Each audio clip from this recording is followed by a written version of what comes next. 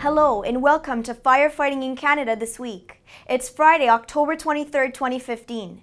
Today's edition is brought to you by First Alert, Canada's most trusted and reliable fire safety equipment company.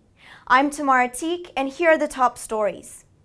The Ontario government has released an update on its progress to address recommendations from the Elliot Lake inquiry. The government of Saskatchewan wants feedback on its handling of wildfires this year. And editor Laura King discusses the politics of firing fire chiefs. And now to our top story.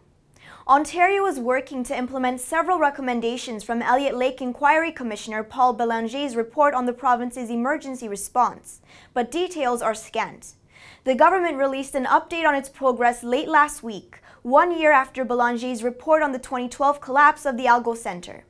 Community safety spokesman Brent Ross told Firefighting in Canada editor Laura King in an email that the ministry is reviewing incident management and urban search and rescue, but there is no timeline for new programs or policies.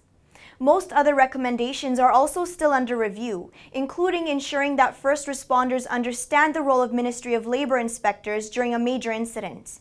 The government plans to update on further progress within a year. The Saskatchewan government wants residents to chime in on how it handled the wildfires that forced thousands to evacuate last summer.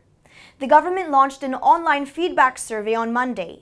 Government officials also plan to meet with northern leaders, emergency management officials, and industry, according to the Canadian press. Earlier this year, the provincial opposition party raised questions about the government's wildfire preparedness and whether the province has enough trained firefighters and equipment. The wildfires cost an estimated $100 million. Editor Laura King's blog this week is about politics, but not the federal election kind. She discusses several recent departures of fire chiefs. Laura joins us with more. Several fire chiefs from BC to Newfoundland have lost their jobs recently, Tamar, and some of them have certainly been victims of politics. Is this preventable? We know it's crucial today for chiefs to negotiate exit packages, but it's also vital that chief officers understand that things are changing and that, like other municipal department heads, they are not indispensable. The challenge, of course, is for chiefs to balance integrity and political acumen, doing the right thing while being politically astute to the needs and wants of the mayor and council, and also being sensitive to taxpayers who sometimes view fire departments as simply a big fat expenditure. You can read more in my blog. In this month's issue of Canadian Firefighter, extrication columnist Randy Schmitz wrote about equipment and techniques to lift a vehicle off a trapped patient. In the October article, I talked about ways that you can get people that have been trapped underneath a motor vehicle. One of the ways that we utilize a standard extension ladder is by placing it underneath the rocker panel area of a vehicle.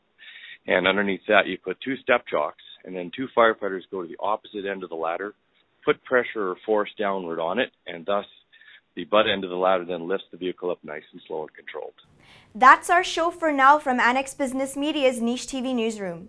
Thank you to our sponsor, First Alert, Canada's most trusted and reliable fire safety equipment company. And a reminder about an upcoming webinar on drones and UAVs happening on November 10 at 2 p.m. Eastern Time. You can find more news about Canadian firefighting online at firefightingincanada.com or subscribe to the magazine and have a copy delivered to you. On behalf of all of us here at Niche TV, thanks for watching.